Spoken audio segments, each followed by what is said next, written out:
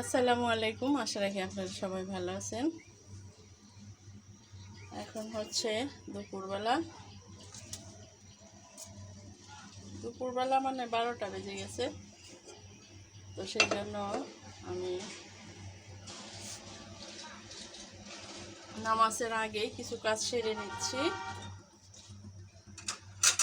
আজকে আমি করব, একটু গরুর মাংস রান্না করব, আর সাথে যা যা করি রোজার জন্য তেল কম, আর মাংসটায় বেশি তেল, তো অল্প একটু গরুর মাংস আমি রান্না করব।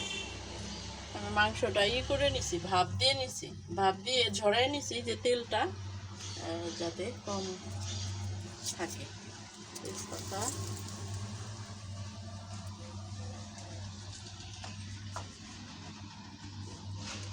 এই যে এখানে কাঁচামরিচ, তারপরে হচ্ছে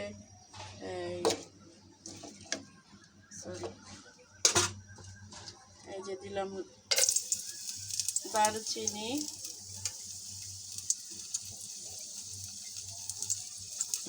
আর এইখানে পেঁয়াজ আর হচ্ছে কাঁচামরিচ আর রসুন কাটা দিয়ে দিলাম।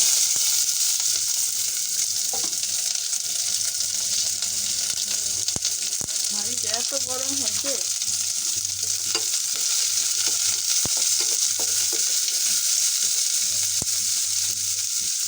তেল একদম কম দিলাম, কারণ হচ্ছে মাংসের মধ্যে তেল আছে।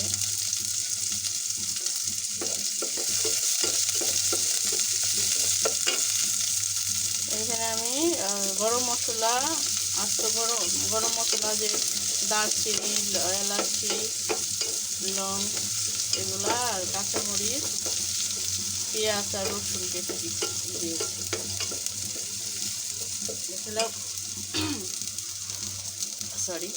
এগুলো ভাজা হোক।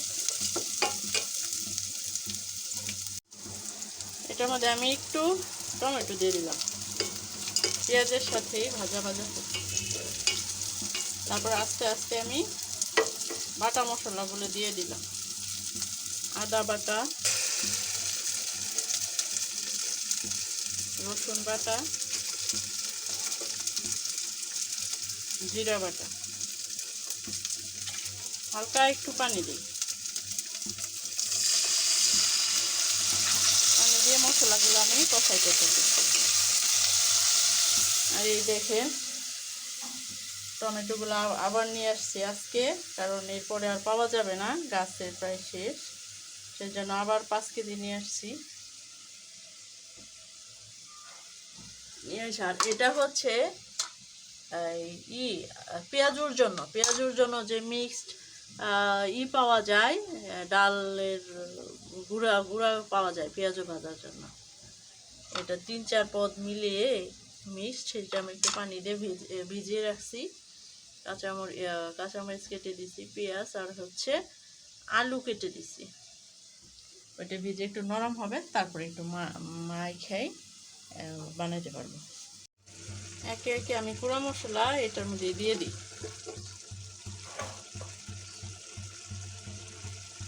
ধনে গুঁড়া,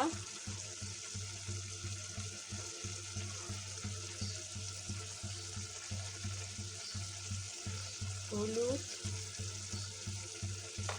আর হচ্ছে মরিচ।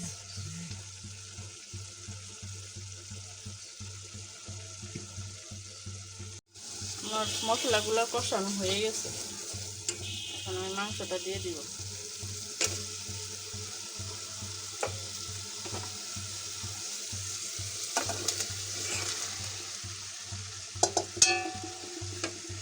কড়াইয়ের মধ্যে ভাপ দিয়ে পানিটা ফেলে দিছি।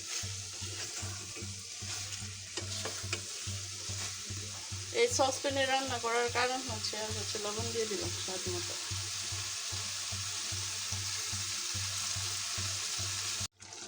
আমার এই যে গরুর মাংস রান্না হচ্ছে, এই সসপ্যানে রান্না করার একটা সুবিধা হচ্ছে, আমার এই প্রেশার কুকারে গরুর মাংস রান্না করলে দেখা যায় বেশি নরম হয়ে যায়, অত নরম মাংস আমার ভালো লাগে না। আর এটাতে দিলে সিদ্ধ হয় তাড়াতাড়ি অন্য হাঁড়ির তুলনায়, কারণ যেটা ঢেকে দিলে একদম লিক হয়ে থাকে, ভালো মতো সিদ্ধ হয়। এই সসপ্যানের রান্নার একটা হচ্ছে সসপ্যানটায় একদম সিল হয়ে থাকে, সেজন্য ভাবটা কম বেশি সিদ্ধ হয় তাড়াতাড়ি। লিক না, সরি, আমি লিক রে সিল রে লিক বলে ফেলছি।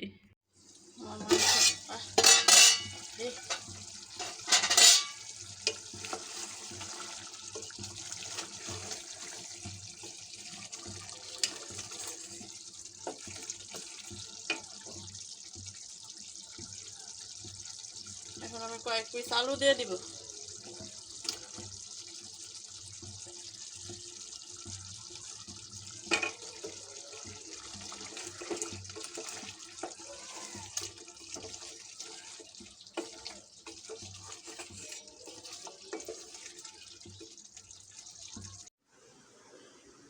আমার এই যে গরুর মাংস তো রান্না করছি আজকে। ইফতারের হচ্ছে যা যা করার ইফতার করার শেষ। দেখেন আমি কীভাবে বেগুনটা ভাজি করছি বেসন দিয়ে, সুন্দর ভাজি। আর ইফতারি হচ্ছে ইফতার টিফতার করার শেষ। এখন হচ্ছে ভুনা খিচুড়ি, পোলাওয়ের চালের ভুনা খিচুড়ি, আর হচ্ছে গরুর মাংস। গরুর মাংসের আলুটা আগে নিয়ে নিই।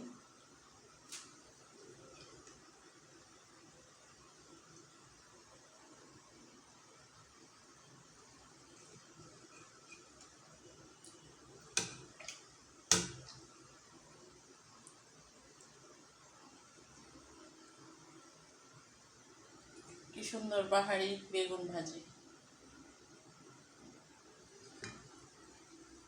শসা, আর হচ্ছে টমেটো। এখন ইফতার করা শেষ, ইফতারের নামাজ টামাজ করা শেষ। এখন আমি এটা বসে বসে খাবো খিচুড়িটা। এত ভালো হয়েছে বলার নেই। ঠিক আছে, আজকে আর সাথে নিয়ে নেবো এই যে মরিচের একটু আচার। বসে বসে খাই, কিন্তু মাংসের ফিনিশিংটা আমি দিতে পারি নাই যখন রান্না করলাম, কারণ ব্যস্ত তার মধ্যে মাংসটা রান্না হয়ে গেছে, তখন আর আমি ভিডিও করতে পারি নাই। ঠিক আছে, আর আমার বেগুন ভাজিটা কেমন হয়েছে জানাবেন। এটা হচ্ছে আস্ত বেগুন, পুরা বেগুনটা ঝুরি ঝুরি করে কেটে বেসন দিয়ে।